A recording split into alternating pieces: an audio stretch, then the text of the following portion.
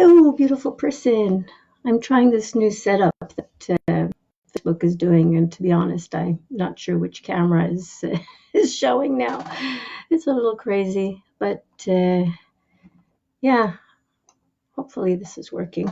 Anyway, I know I'm way earlier than I normally go live, but this evening we start Passover. This is probably gonna be my last chance to do this. So, really quickly, I wanted to talk about um, celebrating freedom in a time of quarantine. Now, Passover is the celebration of freedom. We remember that, I don't know, 3,000 years ago, we were liberated from the oppression of the Egyptians, and we are every year we get together with family and friends, and we celebrate this freedom that we got. And the thing is that over the centuries, we've not always been in freedom when we've celebrated this. The actual book that we use, the Haggadah, was written in a time of Roman oppression, which was really harsh, and so on. So through the centuries, we have celebrated freedom in times when we haven't been particularly free. And this year has been completely crazy because I'm very fortunate. My children are here in my house and my son's partner. So there will be six of us at the table. Some people are alone or maybe just with two of them. And it's a completely different experience. A lot of people are setting up Zooms so that they can stream their to their elderly parents or to their children or whoever it is that normally would be at their table and is not at that day and won't be there tonight. And I know my dad, who's 89 years old, and his partner are setting up a Zoom so that he can see what my sister and her family are doing. So it's a different time.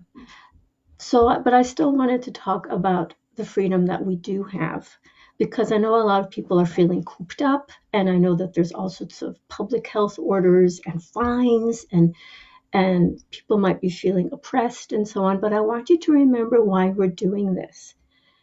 Staying home when you don't need to go out and taking precautions when you do go out. It just for food or medicine or whatever you need and go back home. Go for a walk around the block, stay away from people. The whole point of it is to protect the vulnerable. And so this is a choice that we as a society are making. I wrote a blog post the other day where I quoted the late Hubert Humphrey. Usually I think of a Tom Lehrer song when I think of him, but he actually said something really profound, which is that, I don't remember the exact details, but he said the test of a government is how it treats the most vulnerable. That quote's sometimes attributed to Gandhi, but apparently it was said by Hubert Humphrey. Who knew? But I just want to extend that to every individual. Our test: are we able to see beyond our own selfish desire to mingle with other humans, which is a completely normal thing? This is what we want. This is how we are made. We are tribal people. We are social animals. We're meant to live in groups.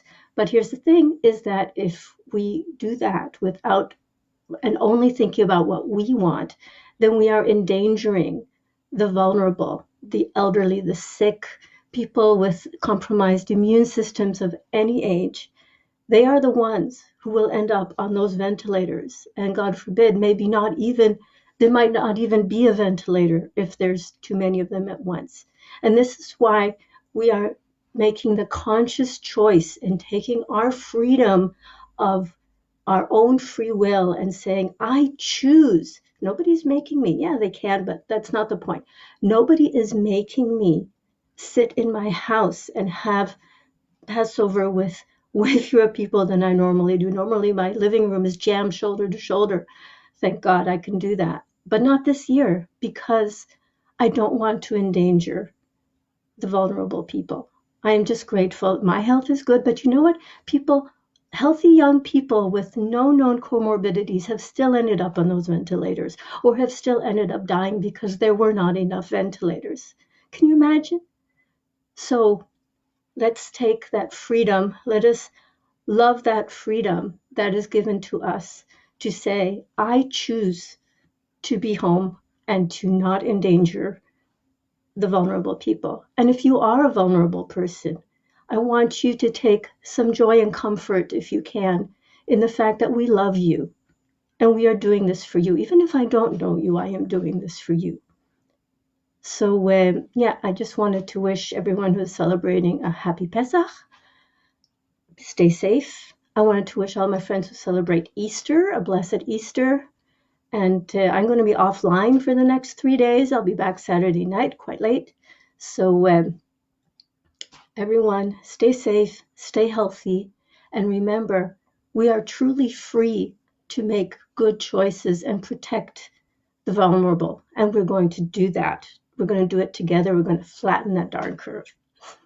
So I'm just so fortunate and so grateful. And I've been working from home and it's been amazing. And if you want to do it too, drop me a message. But that's aside from that point right now. Everyone, have a great day. Have a wonderful holiday weekend. Remember, I love you. Talk to you again soon. Bye. How do I end this thing? Oh, there we go.